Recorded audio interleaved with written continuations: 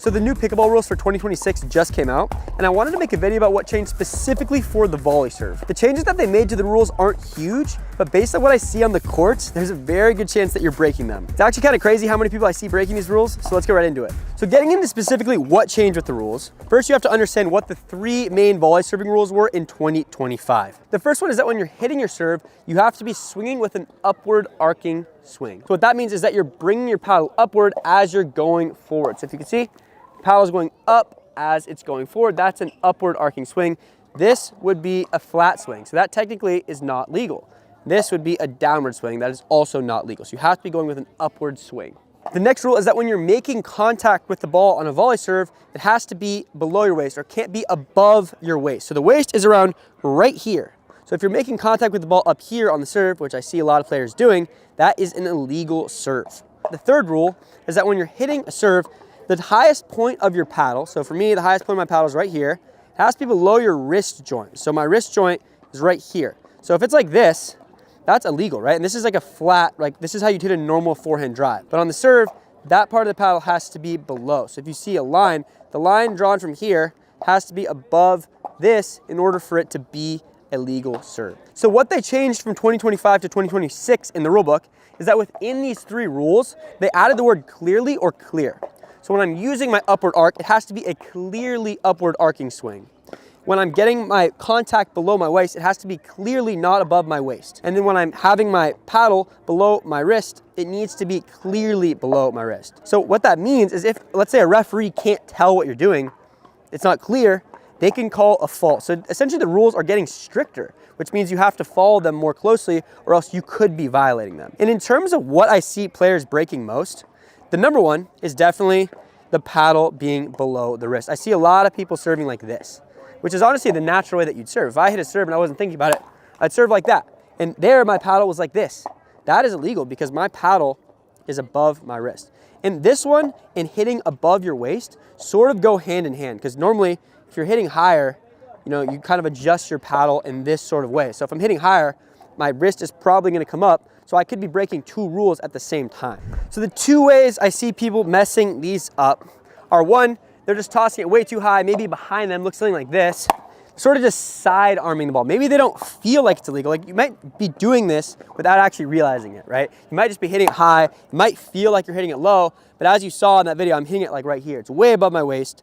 The paddle is way above my wrist. That is an illegal serve. So it might be unintentional, but you're doing it with the wrong technique. I also see players that are just pushing limits. Maybe they know what the rules are. They just, they want that extra height so they can get the better angle over the net. And when you see players doing that, a lot of the time, they're breaking the rule that their paddle is getting below the wrist. You see them hitting it with a flat paddle like this, and they're probably right at their waist height, so you can't really call it on them for hitting it too high, but their paddle looks something like this. So these players now, on the rec courts, you might not be able to get called, as I'll mention later, but in a tournament, you have to be careful because these serves are technically not legal anymore. Now guys, I'm gonna show you how to adjust your toss to make sure you're not breaking these rules because the toss is really what determines if you're breaking these rules or not. If you're tossing it too high, you're probably gonna hit it too high, or you might accidentally hit it too high. If you're tossing it properly, it's pretty much impossible to break these rules. Before I get into that though, if you're liking this video and you wanna help spread these rules, make sure to send this to someone who you think is breaking them. There's actually a lot of players that I see, some of my friends, I'm a high level player, some of my friends break these rules. And if you don't wanna be direct about it, maybe just send it in the group chat or something. It's kind of hard on the courts, as I'm gonna say later, to tell someone in a point or in a game that you're serving improperly. So if you feel like you know someone that's breaking these rules, make sure to send them this video. So the first part of tossing the ball properly is that you want to make sure you're tossing it out in front, because if the ball is too far out to your sides, it's pretty much impossible to hit it low and to get your paddle below your wrist. When I'm out in front, it's pretty much impossible for me to hit the ball without getting my paddle below my wrist. So it kind of forces you to get that part of the swing right. You see, if I toss here, it's very easy for me to have the right technique that follows the rules. Back here, I can kind of sidearm the ball more. I can't really get under it as much. It's a little bit more awkward. So by making your toss more out in front, it's gonna make it easier. And it's honestly very easy to do this. All you have to do is just literally move your arm forward more and toss it straight up or straight down so that you get the ball a little bit more out in front. And in order to make contact with the ball lower while you're doing this, you also want to toss from a lower position. So you see my hand is sort of low. I set the ball actually below the height of my waist so that when I barely toss it up, I'm making contact in that position where I can't really do it in an illegal way. And to make it even less likely to hit the ball from a high position, you can turn your hand upside down and just drop the ball into your paddle. So that looks like this.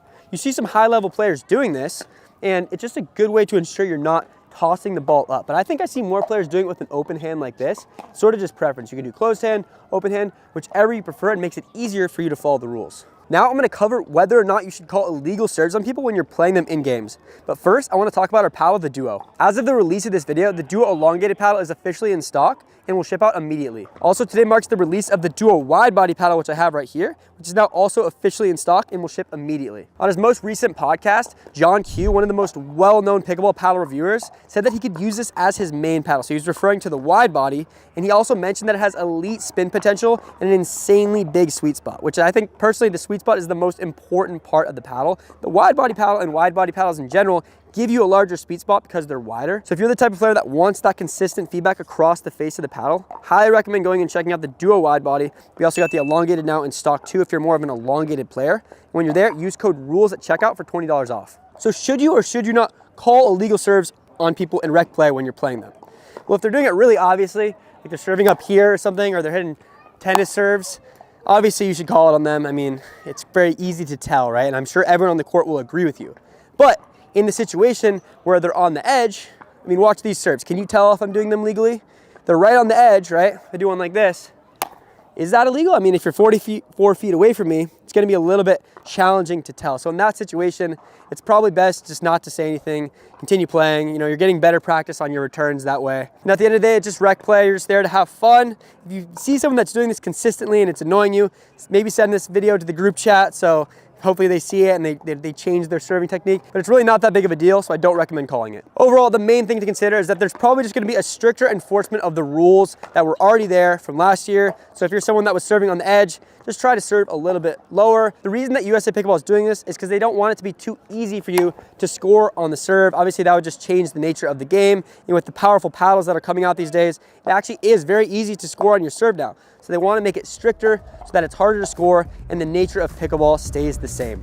And while this video only covered the serve, last week I made a video that covered all the most important changes in the 2026 rulebook. So if you want to watch them and learn them, click this.